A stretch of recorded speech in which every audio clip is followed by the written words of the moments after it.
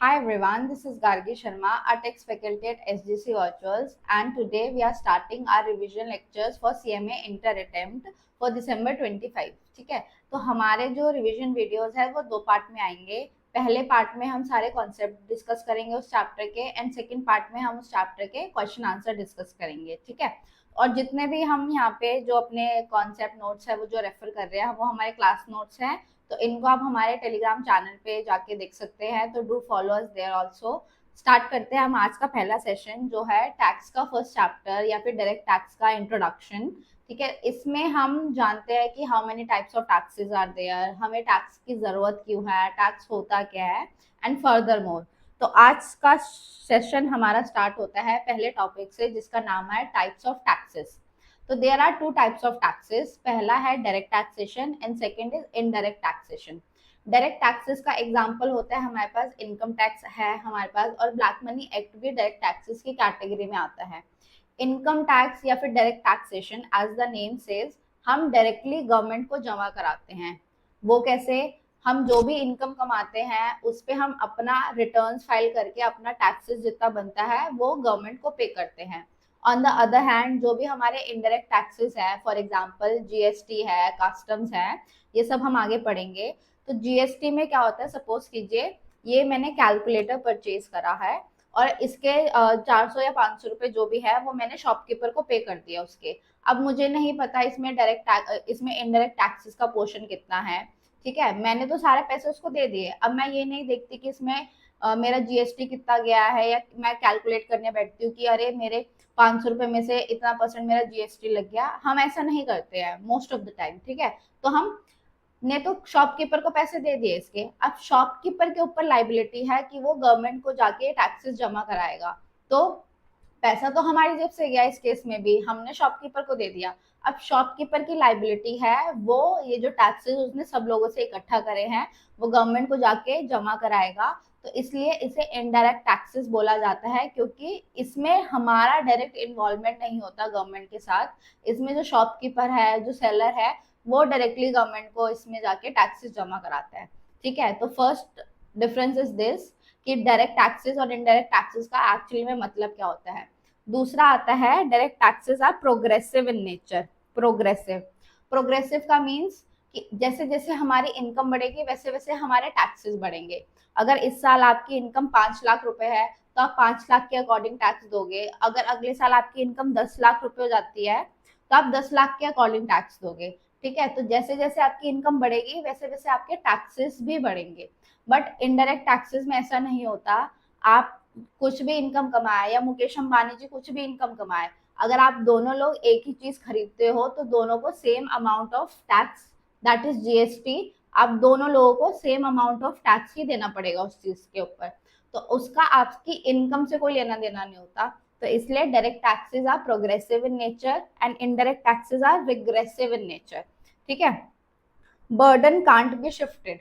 Direct tax में आप burden shift नहीं कर सकते। बर्डन किस चीज का? जो आपने टैक्स जमा कराना है।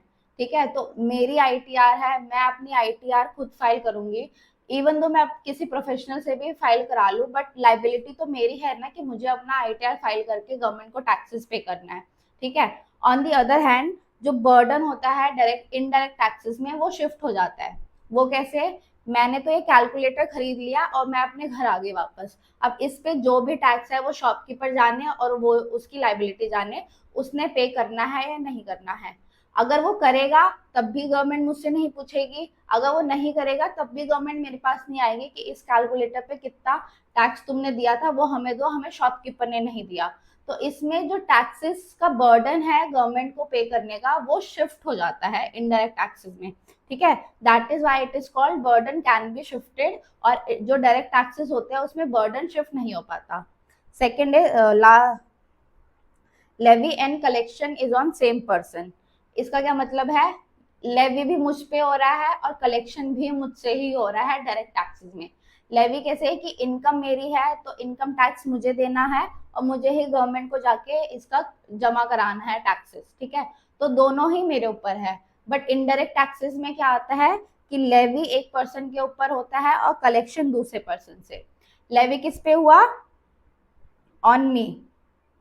ठीक है, ऑन मी। ठीक है, अब कलेक्शन किससे हुआ? शॉपकीपर से।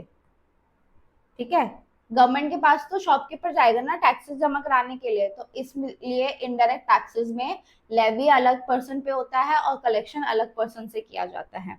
ठीक है, ये एग्जाम्पल हमने आपको पहले ही बता दिया कि इनडायरेक्ट टैक्सेस में जो एग्जाम्पल्स है वो जीएसटी एंड कस्टम्स के हैं। वैट और एक्साइज पहले चलता था, एक्साइज अभी भी है। ठीक है, और डायरेक्ट टैक्सेस के जो एग्जाम्पल है वो हमारे इनकम टैक्स एक्ट है 1961। वेल्थ टैक्स पहले हुआ करता था बट अभी अबॉलिश हो गया है। अब हमारे पास एक ब्लैक मनी एक्ट भी आया है, ब्लैक मनी एक्ट। ठीक है, ब्लैक मनी एक्ट।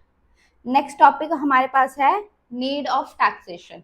हमें जरूरत क्या है या गवर्नमेंट को जरूरत क्या है टैक्सेस लेने की? ऐसी बहुत सी कंट्रीज है जहाँ पे टैक्सेस कलेक्ट भी नहीं करा जाता, तो हमारी गवर्नमेंट को क्या जरूरत है टैक्सेस लेने की? तो सबसे मेन पॉइंट जो आता है टैक्सेस लेने का वो ये आता है कि रन अ कंट्री, कंट्री को चलाने के लिए बेसिक फैसिलिटीज देने के लिए, लाइक बेसिक बेसिक ओहो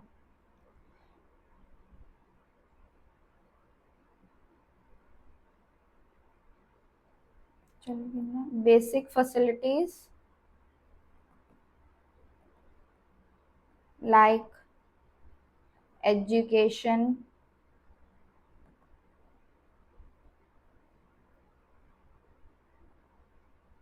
education, health and infra infra infrastructure. ठीक है, तो ये बेसिक चीजें हैं जो जरूरी होती है किसी भी कंट्री को चलाने के लिए। गवर्नमेंट हमें बहुत तरीके की फैसिलिटी देती है, गवर्नमेंट हॉस्पिटल है, गवर्नमेंट स्कूल है, इंफ्रास्ट्रक्चर बिल्ड करती है गवर्नमेंट हमारे लिए। तो ये सब चीजें कंट्री को चलाने के लिए जरूरी होती है, तो ये गवर्नमेंट हमें प्रोवाइड कराती है। पब्लिक एक्सपेंडिचर जो करती है वो हमारी वेलफेयर के लिए, इसमें भी डिफेंस आ जाता है और भी बहुत सारी चीजें होती हैं। तो इन सब चीजों के लिए टैक्सेस की जरूरत होती है। हमारा जितना भी गवर्नमेंट टैक्स कलेक्ट करती है वो अपने डिपार्टमेंट्स में फर्दर बाइफिकेट कर देती है और हर डिपार्टमेंट का एक बजट होता है जो कि अलग अलग चीजों पे यूज किया जाता है। ठीक, डेवलपमेंट के लिए अगर ये सब चीजें नहीं होंगी तो हमारा डेवलपमेंट कैसे होगा? इन चीजों के लिए भी टैक्सेस काम आते हैं। ठीक, नेक्स्ट टॉपिक आता है हमारे पास लॉ या कॉन्स्टिट्यूशनल वैलिडिटी। लॉ या कॉन्स्टिट्यूशनल वैलिडिटी में आता है कि कोई भी एक्ट को पास करने के लिए लॉ बनाया जाता है, तो लॉ बनता कैसे है, एग्जीक्यूट कैसे होता है, और जब वो एग्जीक्यूट हो जाता है तो उसके बाद उसमें अगर फर्दर कोई दिक्कतें आती है तो वो कैसे सॉल्व की जाती है। तो हु मेड द लॉ, पहला सवाल ये आता है कि लॉ बनाता कौन है। पहले अगर डिसाइड गवर्नमेंट ने जैसे कोई भी लॉ लेकर आना है तो पहले डिसाइड किया जाता है कि कौन सा लॉ लेकर आना है। उसके लिए जो पार्लियामेंट है या स्टेट लेजिस्लेचर है ये लोग आपस में बैठते हैं, डिस्कशन करते हैं और लॉ बनाया जाता है, इसका ड्राफ्ट तैयार होता है। उसके बाद एग्जीक्यूशन होता है इसका। ठीक है, जिसके लिए जो पार्लियामेंट के थ्रू एक्ट आता है या लॉ आता है उसके लिए एग्जीक्यूशन पावर सेंट्रल गवर्नमेंट के पास होती है, और जो स्टेट लेजिस्लेचर के थ्रू आता है उसकी पावर स्टेट गवर्नमेंट के पास होती है। ठीक, अब कोई भी एक्ट या लॉ जो बन गया है अब वो जनरल पब्लिक के पास जाता है। जब जनरल पब्लिक उसको यूटिलाइज करती है या उसको बरतती है तो उसमें देखा जाता है कि कोई दिक्कतें आ रही है या नहीं आ रही है।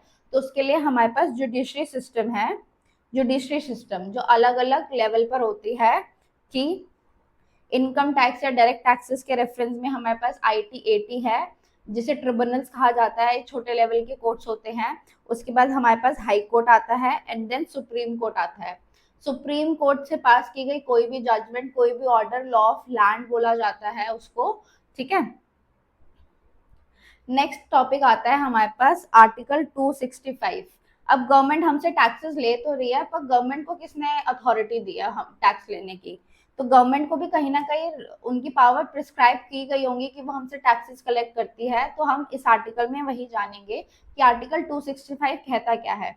आर्टिकल 265 में ये बोला गया है कि नो टैक्सेस कैन बी लीवाइड और कलेक्टेड, ना ही कोई टैक्स लगाया जा सकेगा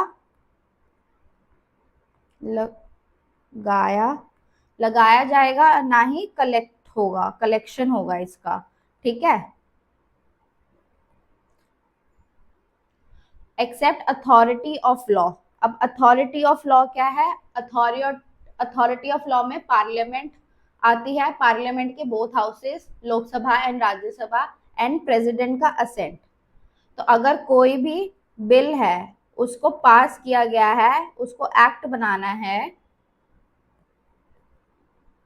अरे यार, उसको एक्ट बनाना है, ठीक है, उसको एक्ट बनाने के लिए उसको पार्लियामेंट से पास कराना पड़ेगा, बोथ हाउसेज ऑफ पार्लियामेंट से। उसके बाद प्रेसिडेंट का अप्रूवल लगेगा, जिसे प्रेसिडेंट असेंट बोला जाता है।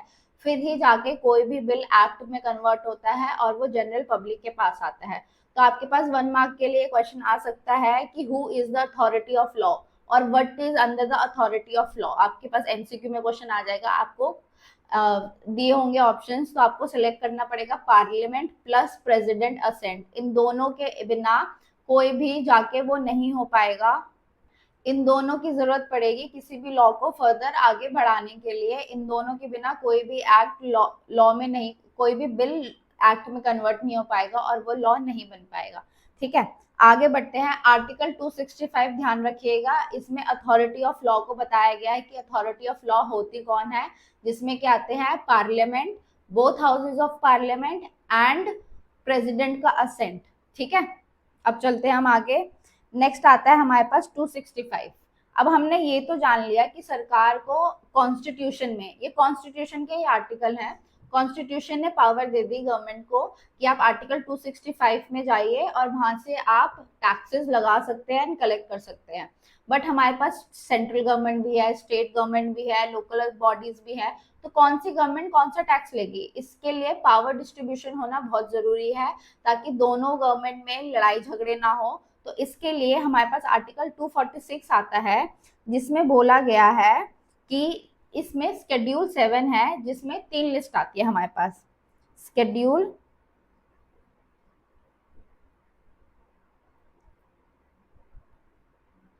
शेड्यूल अरे यार 7, ठीक है।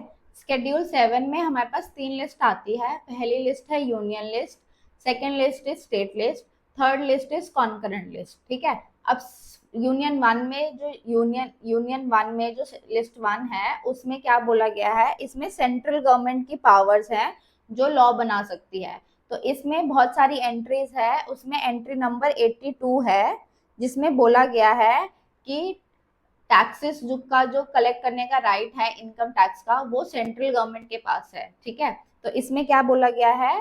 Taxes can be collected by central government except taxes on agriculture income. मतलब एग्रीकल्चर इनकम के अलावा जितनी भी इनकम है उस पे कलेक्शन का एंड लेवी करने का राइट किसके पास है? सेंट्रल गवर्नमेंट के पास। तो एग्रीकल्चर इनकम पे कलेक्ट करने का राइट किसके पास जाएगा? वो जाएगा स्टेट गवर्नमेंट के पास, स्टेट लिस्ट में, ठीक है। एंट्री नंबर 46 के थ्रू जो स्टेट गवर्नमेंट है वो आपकी एग्रीकल्चर इनकम पे टैक्सेस ले सकती है, बट अब तक ऐसा हुआ नहीं है कि स्टेट गवर्नमेंट एग्रीकल्चर इनकम पे टैक्स लेती है, ठीक है। इट इज वेरी अनरेयर, ठीक। तो एंट्री नंबर 82 में गवर्नमेंट इनकम टैक्स पे टैक्सेस लेती है, और एंट्री नंबर 83 जो है वो कस्टम्स के लिए बनी है। तो सेंट्रल गवर्नमेंट कस्टम्स जो ड्यूटी है वो एंट्री नंबर 83 के थ्रू कलेक्ट करती है, ठीक है। अब आती है एंट्री नंबर 46।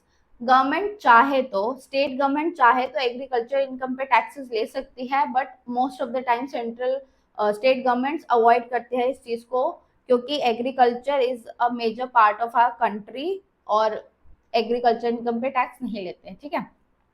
कॉन्करेंट लिस्ट में आ जाता है कि दोनों गवर्नमेंट मिलके काम करती है, अगर कोई लॉ बनाना है तो दोनों मिलके काम कर सकते हैं इस पे। इसका बेस्ट एग्जांपल है हमारे पास एजुकेशन। एजुकेशन एजुकेशन एजुकेशन कैसे?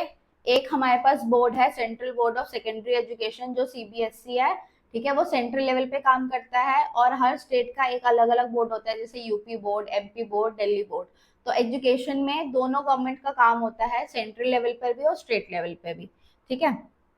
नेक्स्ट आता है हमारे पास जो टॉपिक 6 है हमारा, कि टैक्स होता क्या है। हम इतने टाइम से पढ़ रहे हैं, अभी हमने इतने सारे टॉपिक पढ़े कि टैक्सेस क्या होता है, direct taxation, indirect taxation, tax की जरूरत क्या है, बट अभी तक हमने ये नहीं जाना कि टैक्स एक्चुअली में होता क्या है। ठीक है, तो टैक्स होता है हमारा, it is a compulsory charge. ओ ये तो हट गया।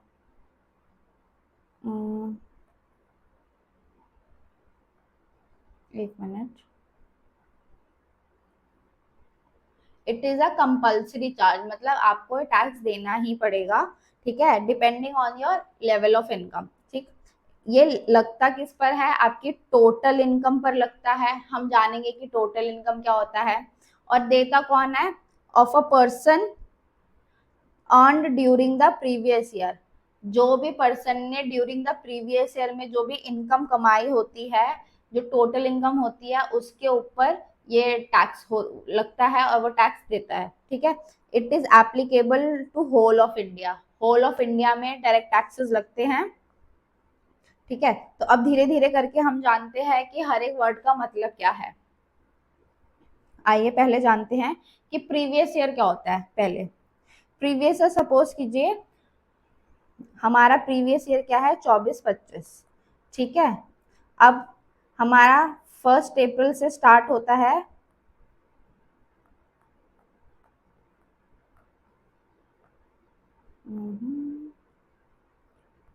1 अप्रैल से स्टार्ट होता है और ये जाता है 31 मार्च तक।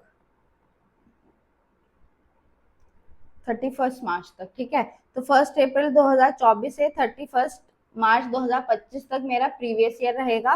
और ड्यूरिंग दिस ईयर मैं जितनी भी इनकम कमाऊंगी इस पे टैक्स मैं कब दूंगी, 2025-26 में।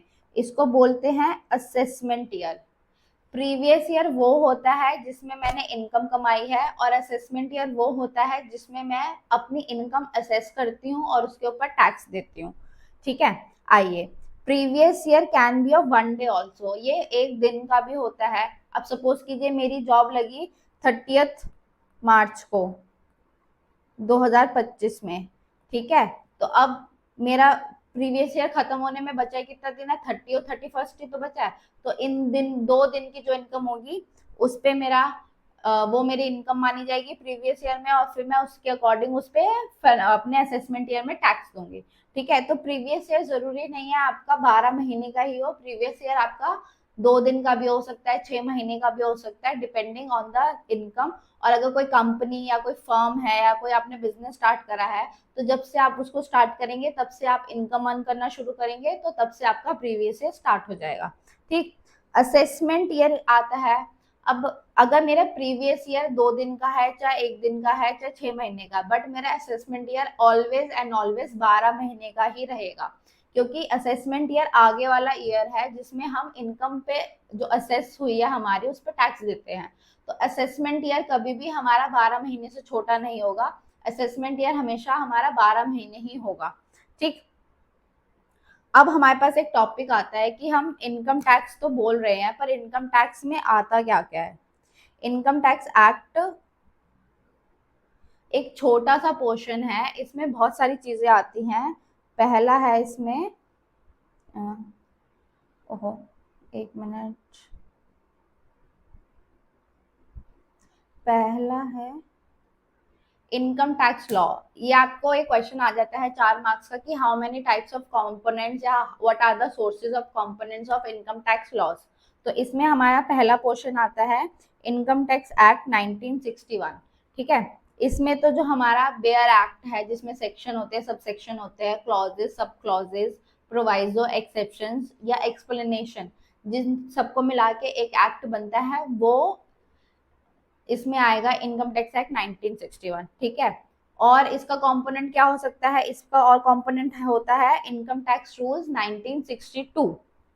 अगर सेक्शन में कोई चीज बोली गई है, उसके जैसे सेक्शन में डिफाइन बताया गया है कि आपको आईटीआर फाइल करनी है, बट आईटीआर कौन सी फाइल करनी है, कौन सा फॉर्म होगा, ये सब चीजें जो होती है ये रूल में प्रिस्क्राइब की जाती है, प्रोविजन एंड गाइडलाइंस होती है रूल में।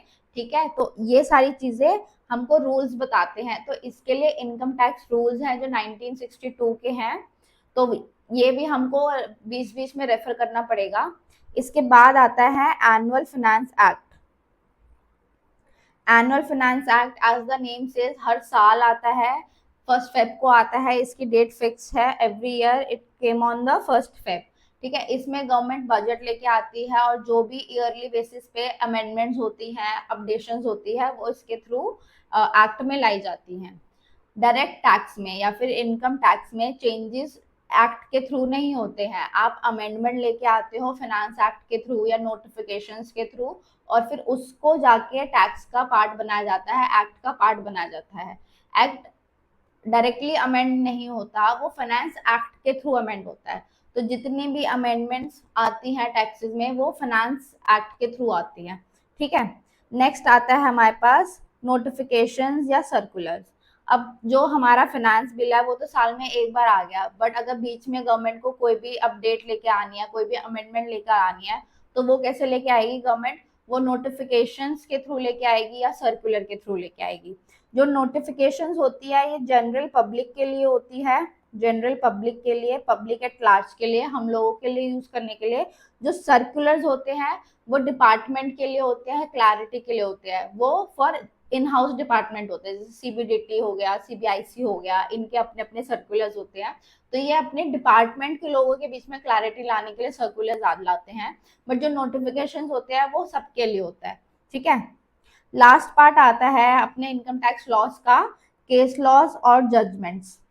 तो जितने भी केस अगर एसएससीज के बीच में या एसएससी और डिपार्टमेंट के बीच में डिस्प्यूट होता है, तो ये आगे फर्दर कोर्ट्स में जाता है, जो हमने डिस्कस करे थे, ट्रिब्यूनल, हाई कोर्ट या सुप्रीम कोर्ट में जाता है।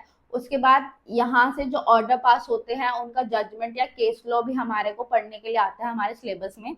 तो ये सब मिला के ये पांच चीजें कौन सी? Income tax act 1961, income tax rules 1962, annual finance act, notifications and circulars, and last is case laws and judgments। इन सबको मिला के हमारा इनकम टैक्स लॉ बनता है। और ये आपको क्वेश्चन कैसे आ सकता है? कंपोनेंट्स और sources of income tax loss. ठीक है, तो ये एक 4 मार्क का क्वेश्चन आपके उसमें आ सकता है। ठीक, अब हम पढ़ेंगे चार्जिंग सेक्शन। हर एक्ट का एक चार्जिंग सेक्शन होता है, हर एक्ट का एक चार्जिंग सेक्शन होता है, और इनकम टैक्स एक्ट का चार्जिंग सेक्शन कौन सा है? सेक्शन 4। सेक्शन 4 चार्जिंग सेक्शन है। ये हमें क्या बताता है? Income tax shall be chargeable. Chargeable कैसे? In the assessment year, in the assessment year on the total income. Total income पे लगेगा कब? असेसमेंट ईयर में लगेगा। किस पे लगेगा? पर्सन पर लगेगा। ठीक है, earned during the previous year, जो उस पर्सन ने जो इनकम अर्न करी होगी प्रीवियस ईयर में उस पे लगेगा। At the rate fixed by annual finance act और इनकम टैक्स एक्ट। ठीक है, जो भी हमारे रेट्स होते हैं ये हमें या तो फाइनेंस एक्ट के थ्रू मिलते हैं या फिर इनकम टैक्स एक्ट 1961 के थ्रू मिलते हैं। अगर आपने नोटिस करा हो तो इनकम टैक्स एक्ट का जो ईयर है वो 1961 है, एंड जो इनकम टैक्स का जो रूल का ईयर है वो 1962 है। आप मुझे कमेंट सेक्शन में बताइएगा ये 2 ईयर क्यों है। ठीक है, जिस साल रूल आता है, जिस साल एक्ट आया है उसी साल तो रूल आना चाहिए था ना, तो इन दोनों में फर्क क्यों है? ठीक, चलिए आगे बढ़ते हैं।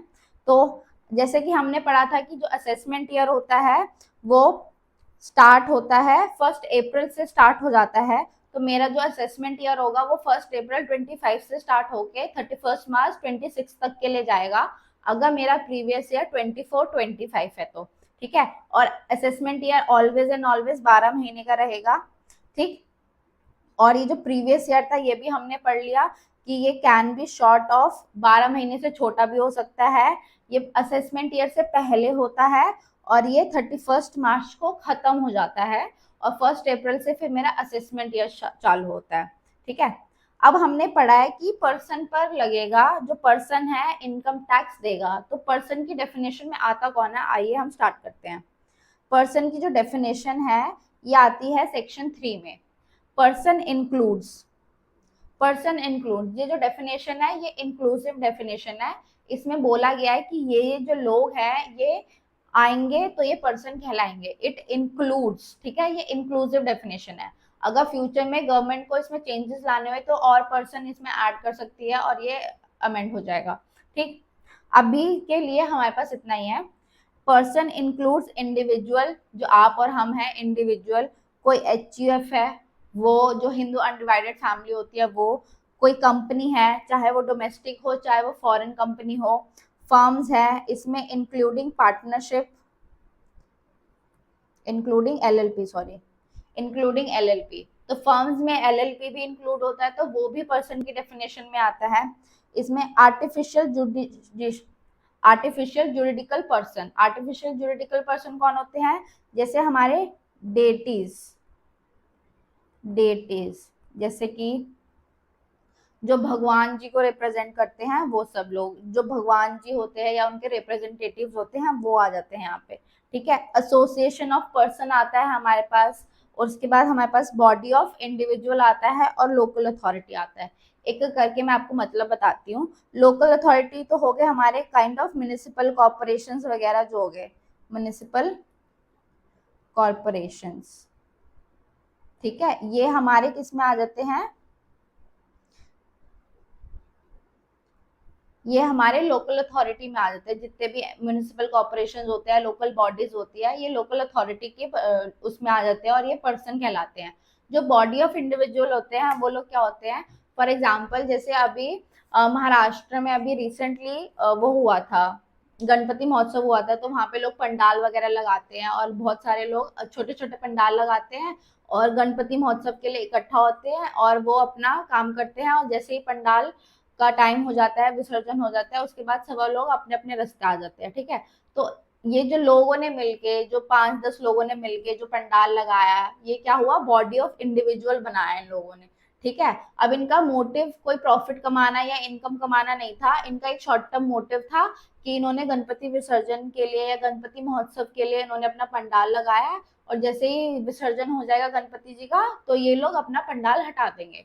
तो बॉडी ऑफ इंडिविजुअल, अब ये जो काम है, जो पंडाल लगाया है, जो उन्होंने स्टॉल वगैरह लगाया है, ये इंडिविजुअल लोगों ने लगाया है। तो इसलिए बॉडी ऑफ इंडिविजुअल में क्या आता है, सिर्फ इंडिविजुअल ही आ सकते हैं। इंडिविजुअल ही ग्रुप फॉर्म करते हैं एक छोटा शॉर्ट ड्यूरेशन के लिए, चाहे इनको इनकम कमाना हो चाहे ना कमाना हो। ठीक है, या प्रॉफिट मोटिव हो या ना हो। बट जो एसोसिएशन ऑफ पर्सन होता है ना, पर्सन में इंडिविजुअल के अलावा और भी लोग आ सकते हैं। जैसे कि एक ग्रुप बना है, एक ग्रुप बना है, सपोज इसमें मिस्टर एक्स है, मिस्टर एक्स है, इसमें एक कंपनी भी आ गई है, ठीक है, इसमें एक फर्म भी आ गई है। तो ऐसे 4-5 लोगों ने मिलकर ग्रुप बनाया और इसमें कंपनी भी है, कंपनी भी आर्टिफिशियल पर्सन है। फर्म में भी फर्म के पार्टनर होते हैं, बट फर्म एज सच तो लीगल एग्जिस्टेंस में तो फर्म है ना उसका, तो पर्सन फर्म पर्सन तो नहीं होती। तो एसोसिएशन ऑफ पर्सन में इंडिविजुअल के अलावा और भी लोग आ जाते हैं और इनका मोटिव होता है इनकम कमाना या प्रॉफिट कमाना। ठीक है, जो आर्टिफिशियल जुरिडिकल पर्सन कौन होते हैं, जैसे हमारे ट्रस्ट हो गए, यूनिवर्सिटीज हो गई, जो डेटीज के जैसे तिरुपति बालाजी ट्रस्ट हो गया, माता वैष्णो देवी का ट्रस्ट हो गया, ये सब किसकी कैटेगरी में आते हैं, आर्टिफिशियल जुरिडिकल पर्सन की कैटेगरी में आते हैं। इनको गवर्नमेंट लॉ की तरफ से एक लीगल कैटेगरी मिली होती है, लीगल स्टेटस मिला होता है इन लोगों को। ठीक है, लीगल स्टेटस। ठीक, ये यहाँ पे डिफरेंस है, आप एक बार रीड कर लीजिएगा, मैंने आपको समझा दिया है। ये एक हमारा क्वेश्चन है, आइए इसको हम नेक्स्ट सेशन में करेंगे, जो हमारा क्वेश्चन आंसर वाला सीरीज होगा। ठीक, अब आता है टोटल इनकम। देखिए हम वापस चलते हैं, हम क्या पढ़ क्या रहे थे, हम पढ़ रहे थे डेफिनेशन ऑफ इनकम टैक्स, या जो चार्जिंग सेक्शन था कि इनकम टैक्स लगता किस पर है। इनकम टैक्स असेसमेंट ईयर में लगता है, हमने असेसमेंट ईयर का मतलब समझ लिया क्या होता है, हमने पर्सन का मतलब समझ लिया कि पर्सन में कौन कौन शामिल होता है। ठीक है, और ये कमाते कब है, हम इनकम जो कमा रहे हैं वो हम प्रीवियस ईयर में कमा रहे हैं, हमने प्रीवियस ईयर का मतलब समझ लिया। और जो टैक्स रेट्स होते हैं ये तो फाइनेंस एक्ट या इनकम टैक्स एक्ट के थ्रू आते हैं। तो ये तो हो गया हमारी बात। अब हमारा बचता है कि टोटल इनकम क्या होती है, जिसके ऊपर हमारे को इनकम टैक्स देना है। ठीक है, आइए समझते हैं। टोटल इनकम, टोटल इनकम, हमारी इनकम दो तरीके की होती है, एक होती है एग्जेम्प्ट इनकम, एक होती है टैक्सेबल इनकम। अब टैक्सेबल इनकम जो होगी उसी के ऊपर तो टैक्स लगेगा, एग्जेम्प्ट इनकम के ऊपर तो टैक्स ही नहीं आता। ठीक है, जो हमारी टैक्सेबल इनकम होती है ये हमारी 5 हेड्स में डिवाइडेड होती है। इसमें 5 हेड है हमारे, salary, house property, capital gain, PGBP and IFOS.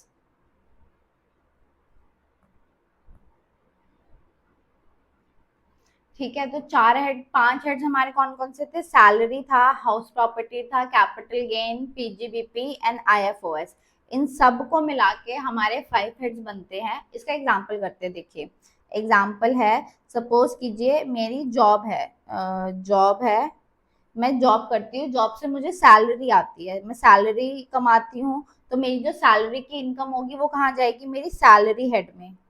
ठीक, ये जाएगी मेरी सैलरी इनकम जो होगी मेरी, ये किस में जाएगी, मेरे सैलरी के हेड में जाएगी। चल जाओ, सैलरी के हेड में जाएगी, अभी जा ही नहीं रहा। ठीक, सैलरी हेड में जाएगी। अगर सपोज कीजिए मेरे पास, मैं जॉब कर रही हूँ और मेरे पास एक मेरी हाउस प्रॉपर्टी है, मतलब मेरे पास एक घर है जिसमें 3 फ्लोर है, 2 फ्लोर में मैं और मेरी फैमिली रहती है और जो एक फ्लोर है वो मैंने रेंट पे दे रखा है, तो रेंट से जो इनकम आएगी वो जाएगी मेरी हाउस प्रॉपर्टी में। ठीक, और मैंने थोड़ा बहुत शेयर मार्केट में इन्वेस्ट कर रखा है, मैंने एसआईपी करा रखी है, या मैंने म्यूचुअल फंड्स ले रखे हैं, या मैंने शेयर्स ले रखे हैं। तो जब मैं उनको सेल करूंगी और वहां से जो मेरी इनकम आएगी वो मेरी जाएगी कैपिटल गेन में। ये एक एग्जाम्पल है कैपिटल गेन का। कैपिटल गेन में हम आगे पढ़ेंगे, बहुत सारी चीजें आती है, इन्वॉल्व होती हैं। ठीक है, तो अगर मैं शेयर मार्केट से कोई पैसा कमाती हूँ, या मैंने क्रिप्टोज वगैरह बेचे, या मैंने कोई प्रॉपर्टी बेची अपनी, तो वहां से जो मेरी इनकम होती है वो मेरी जाती है कैपिटल गेन के हेड में। ठीक है, नेक्स्ट आता है हमारे पास पीजीबीपी। अब आई एम अ टीचर, मेरा टीचिंग जो है मेरा प्रोफेशन है। ठीक है, तो टीचिंग से जो मेरी इनकम आ रही है वो मेरी जाएगी profits and gains from business और प्रोफेशन। अगर किसी बंदे का कोई बिजनेस है, कोई मैन्युफैक्चरर है, कोई ट्रेडर है, ठीक है, कोई या तो डीलर है, कोई भी किसी भी तरीके का बिजनेस कर रहा है वो, तो उनकी इनकम जो वो वहां से अर्न करते हैं वो जाती है पीजीबीपी में। इसका फुल फॉर्म होता है profits and gains from business और प्रोफेशन। ठीक है, अब अब हमारे पास लास्ट बच जाता है हमारा आईएफओएस। अगर हम कोई भी और इनकम कमाते हैं जो ऊपर के चारों हेड में, जो कि हमारे पास salary, house property, capital gains या पीजीबीपी, इनमें से किसी में भी नहीं जाती, वो जाएगी हमारी आईएफओएस में। फॉर एग्जाम्पल, अगर मेरे पास किसी कंपनी के शेयर्स है और मैंने वहां से डिविडेंड अर्न करा है, तो डिविडेंड ना तो मेरी सैलरी है, ना मैंने हाउस प्रॉपर्टी से कमाया है, ना मेरा कैपिटल गेन है, क्योंकि मैंने शेयर्स बेचे नहीं है। अगर शेयर बेचती तो इनकम होती, शेयर्स नहीं बेचे तो मेरे पास डिविडेंड रिसीव हुआ है।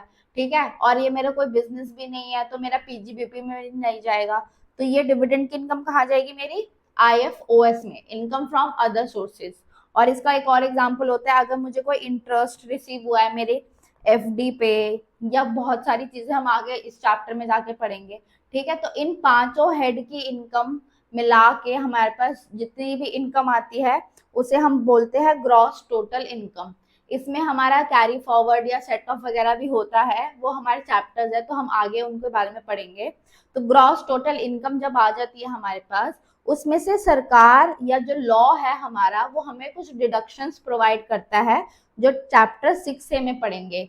ये 80C से 80U तक होती है, इनको हम आगे पढ़ेंगे हमारे चैप्टर में जाके, डिडक्शंस के चैप्टर में जाके। ठीक है, जब हमारी ग्रॉस टोटल इनकम में से हमने डिडक्शन माइनस कर दी तो हमारे पास क्या आता है, टोटल इनकम आती है।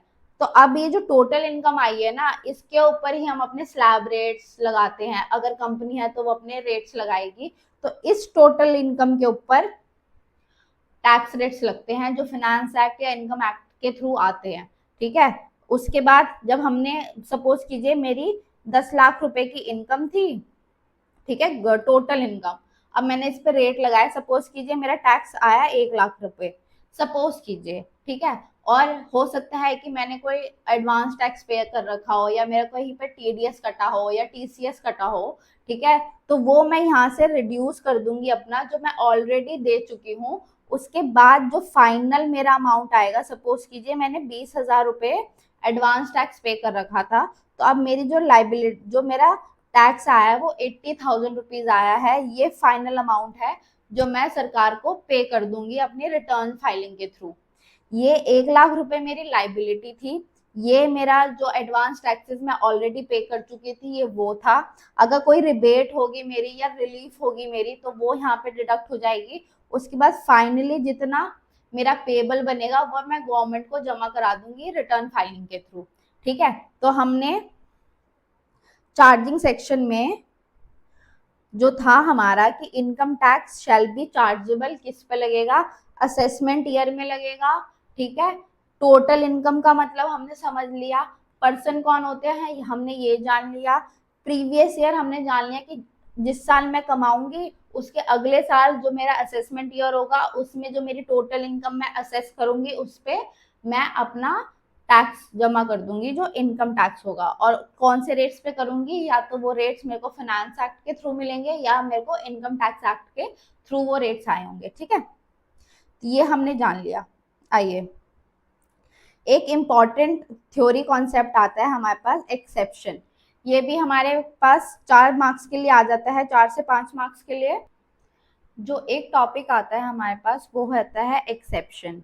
एक्सेप्शन किस चीज का, ये होता है certain cases where income is payable in the previous year itself. मतलब ये जो एक्सेप्शन है हमारे सेक्शन 4 का एक्सेप्शन है। मतलब जो चार्जिंग सेक्शन था ना हमारा, जो ये कहता है कि आपको असेसमेंट ईयर में टैक्स देना है, इसका एक्सेप्शन है ये जो कहता है कि आपको प्रीवियस ईयर में ही टैक्स देना पड़ेगा। मतलब ये आपको थ्योरी में 4 से 5 मार्क के लिए क्वेश्चन आ जाता है जिसमें आपको बताना पड़ता है कि आपको ऐसा कौन सा केसेस है जिसमें आपको प्रीवियस ईयर की इनकम पे प्रीवियस ईयर में ही टैक्स देना पड़ेगा। तो आइए हम जानते हैं इसको। इसमें आता है कि पहला पॉइंट आता है income of non resident from shipping business. मतलब कोई एक नॉन रेजिडेंट पर्सन है, रेजिडेंशियल स्टेटस जो हम चैप्टर पढ़ेंगे उसमें पता चलेगा कि रेजिडेंट कौन होता है, नॉन रेजिडेंट कौन होता है, फर्दर बहुत सारी चीजें। तो इसमें हम जानेंगे कि नॉन रेजिडेंट जो है वो होता कौन है। तो अभी फिलहाल के लिए एक जो नॉन रेजिडेंट है वो शिपिंग बिजनेस से पैसा कमा रहा है। ठीक है, तो नॉन रेजिडेंट इंडिया में रहे ना रहे ऐसा जरूरी नहीं है, तो वो इंडिया से शिपिंग बिजनेस जो कर रहा है अपना उससे इनकम कमा रहा है। और वो बाहर अगर चला जाएगा तो फिर उसको कहाँ से ढूंढते फिरेंगे। तो इसलिए जब उसने इंडिया से इनकम जब कमाई है तभी के तभी उसको इस पे टैक्स दे देना पड़ता है। ठीक है, सेकेंड पॉइंट आता है income of a person living India permanently और for a long period of time. अगर जो हमारा असेसिंग ऑफिसर होता है, ठीक है, जिसको शॉर्ट में एओ बोलते हैं, अगर उसे लगता है कि ये जो इंसान है ये बहुत टाइम बाद वापस आएगा या वापस आएगा ही नहीं, तो जब वो इंसान इंडिया छोड़ रहा होता है तभी के तभी उससे उस साल की इनकम पे टैक्स ले लिया जाता है। ठीक है, नेक्स्ट आता है income of bodies formed for short duration. जैसे अभी जो ट्रेड फेयर्स लगते हैं या जो फेस्ट वगैरह लगते हैं तो यहाँ पे जो लोग इनकम कमाते हैं, या फिर जो जो सिंगर्स वगैरह के जो वो होते हैं फेस्ट होते हैं या शोज वगैरह होते हैं, तो ये छोटे छोटे बॉडीज जो इनमें काम करती है या जो छोटे छोटे ड्यूरेशन के लिए बनाए जाते हैं। ठीक है, तो ये जिस अपना इनकम कमा लेती है उस साल में उसी टाइम उस पे अपना वो दे देती है, इनकम टैक्स दे देती है, क्योंकि आगे पता नहीं होता कि ये बनेगी नहीं बनेगी, काम करेंगे या नहीं करेंगे। ठीक है, तो इसमें बॉडीज में हम बॉडीज ऑफ इंडिविजुअल की बात कर रहे हैं। नेक्स्ट आता है income of a person trying to alienate his asset with a view of avoiding tax. Suppose कीजिए मेरी कोई प्रॉपर्टी या मेरे पास कोई एक एसेट था जो 1 करोड़ का था। 1 करोड़ का था मेरे पास एक एसेट। ठीक है, अब मैंने सोचा कि इस पे तो बहुत ज्यादा टैक्स देना पड़ेगा, तो मैंने क्या करा कि मैंने अपने किसी जानकार को ना 20 लाख रुपए में ही ट्रांसफर कर दिया। 20 लाख रुपए में ट्रांसफर कर दिया। और उसके बाद क्यों करा मैंने ऐसा, ताकि मैं इस पे अपना टैक्स बचा सकूं। मैंने ये टैक्स प्लानिंग करी कि मैं अपनी 1 करोड़ की जो प्रॉपर्टी है वो 20 लाख में बेच दूंगी और 20 लाख रुपए पे टैक्स दूंगी, ताकि मुझे टैक्स ना देना पड़े। और बाकी जो 80 लाख रुपीज है वो मैंने उससे कैश में या बैक डोर के थ्रू उससे वो पैसा ले लिया। तो ये जो मैंने सारा काम करा है ये किस लिए करा है, ताकि मैं पेमेंट ऑफ टैक्स अवॉइड कर सकूं। तो इसमें क्या करना पड़ेगा, तो जो मैंने ट्रांसफर करा है वो मेरा वॉइड एब इनिशियो माना जाएगा, वॉइड एब इनिशियो।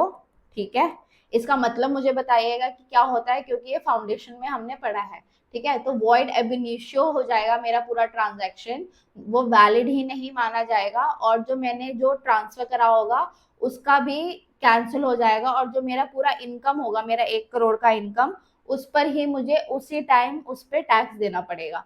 ठीक है, लास्ट आता है इनकम फ्रॉम डिसकंटिन्यूड बिजनेस। अगर कोई इंसान है जिसने मिड ऑफ द ईयर में अपना बिजनेस जो है वो बंद कर दिया है, सपोज कीजिए कोविड, सपोज क्या कोविड के टाइम पे ऐसे बहुत से लोग थे जिनको अपना बिजनेस ही बीच में बंद करना पड़ा, क्योंकि कई बिजनेस ऐसे ठप हो गए या बंद हो गए। तो जब वो बिजनेस बंद होगा तो वो जो बिजनेसमैन होगा उसको अपनी उतनी इनकम पे उसी टाइम पे टैक्स देना पड़ेगा। तो ये 5 पॉइंट्स है हमारे पास, जिसमें क्या होता है, जो इंसान होता है, जो पर्सन होता है, उसको प्रीवियस ईयर में ही टैक्स देना पड़ता है, ना कि असेसमेंट ईयर, क्योंकि कोई भरोसा ही नहीं है कि असेसमेंट ईयर में वो बंदा टैक्स देगा नहीं देगा। कौन कौन से हैं? पहला केस है इसमें income of a non resident from shipping business. तो जो भी शिपिंग बिजनेस से एक नॉन रेजिडेंट पैसा कमा रहा है उसको प्रीवियस ईयर में ही टैक्स देना पड़ेगा। दूसरा आता है हमारे पास income of a person living India permanently और short period of time, sorry long period of time, जो बहुत लंबे समय के लिए जा रहा हो या फिर परमानेंटली इंडिया छोड़ के जा रहा हो, उसको भी उस साल के प्रीवियस ईयर की इनकम पर प्रीवियस ईयर में ही टैक्स देना पड़ेगा। ठीक है, थर्ड पॉइंट आता है हमारे पास income of bodies formed for short duration. जो भी बॉडी ऑफ इंडिविजुअल होते हैं ये शॉर्ट ड्यूरेशन के लिए फॉर्म होते हैं, इनको उसी प्रीवियस ईयर में अपनी इनकम पे टैक्स देना पड़ेगा। जो हमारे पास फोर्थ आता है वो ऐसा पर्सन है जो अपना एसेट या अपनी प्रॉपर्टी या कुछ भी अपना ट्रांसफर कर रहा है अपना एसेट, ताकि वो अपने टैक्स की चोरी कर सके या टैक्स बचा सके। तो जो भी उसका जो ये ट्रांजैक्शन होगा वो वॉइड एब इनिशियो हो जाएगा, और उसकी जितनी भी इनकम होगी व्हाइट में ब्लैक में सब पे, उसको सब पे मिला के अपना टैक्स देना पड़ेगा। ठीक है, जो लास्ट पॉइंट है वो ये कहता है कि अगर किसी पर्सन का बिजनेस डिसकंटिन्यू कर दिया है उसने, तो उस बिजनेस से उसको जितनी भी इनकम हुई है उस पर्सन को उसी प्रीवियस ईयर में उस पर टैक्स देना पड़ेगा। ठीक, अब हमारे पास आता है एक टॉपिक, एसएससी क्या होता है। देखिए, हु इज एसएससी, क्योंकि इनकम टैक्स में या डिपार्टमेंट के लिए हम लोग सब एसएससी होते हैं। ठीक, तो एसएससी की आपको सेक्शन याद करने की जरूरत नहीं है, आप जरूर नहीं है कोट करे, इतने इंपॉर्टेंट नहीं है ये सेक्शन, बट हाँ चार्जिंग सेक्शन आपको याद रखना है जो है हमारा सेक्शन 4। ठीक है, आता है, आइए शुरू करते हैं। Every person who is liable to pay tax, मतलब जैसे मैं लाइबल टू पे टैक्स हूँ, मैं एसएससी हो जाऊंगी। और any other sum under the act, any other sum under the act का क्या मतलब है? With respect of any other person be assessable, मतलब any person who is liable to pay tax, जैसे कि मेरी इनकम है, मैं कमाती हूँ, मैं लाइबल टू पे टैक्स हूँ। ठीक है, तो मैं आ जाऊंगी इसमें। अगर मुझे कोई और सम देना है इस एक्ट में, सपोज पेनल्टी या इंटरेस्ट देना है मुझे, तो वो उस सम के लिए भी मैं इस में असेसी बन जाऊंगी। या फिर किसी और के बिहाफ पे मुझे टैक्स देना पड़ रहा है, जैसे अभी हमने इस वाले केस में पढ़ा था, इस वाले केस में पढ़ा था कि पर्सन ने अपना ट्रांसफर कर दिया है, और वो तो बोलेगा कि भाई मैंने प्रॉपर्टी ट्रांसफर कर दिया है तो मेरे पास तो जो इनकम आएगी वो तो अब गई।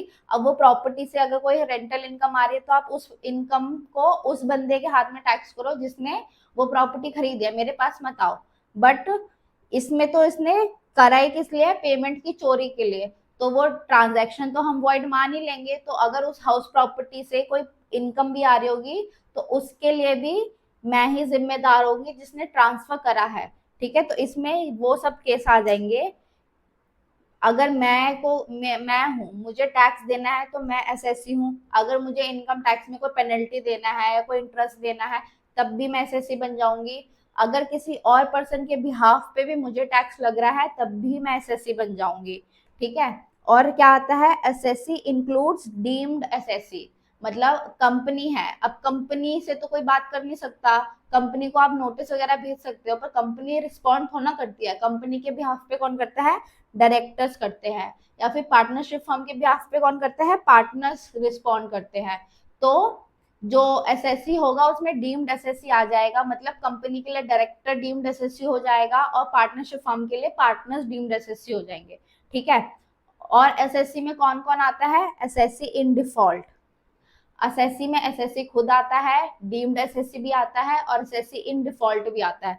एसएससी इन डिफॉल्ट कैसे, सपोज कीजिए आपको टीडीएस डिडक्ट करना था बट आप किसी भी रीजन से करना भूल गए या आपने कर लिया पर आप गवर्नमेंट को जमा कराना भूल गए, तो आप क्या हो जाएंगे, आप एसएससी इन डिफॉल्ट आ जाएंगे, आपको एसएससी इन डिफॉल्ट बोला जाएगा और एसएससी की डेफिनेशन में भी आप लोगों को कवर करा जाएगा, ठीक है। तो ये सब लोग एसएससी होते हैं और एसएससी को ही इनकम टैक्स देना पड़ता है, या जो डिपार्टमेंट है वो हमें एसएससी बोलता है। ठीक, आगे आते हैं। ये जो इनकम टैक्स रेट्स है ये हम फिर नेक्स्ट चैप्टर में करेंगे, आज के लिए इतना ही, मिलते हैं नेक्स्ट वीडियो में। Bye guys.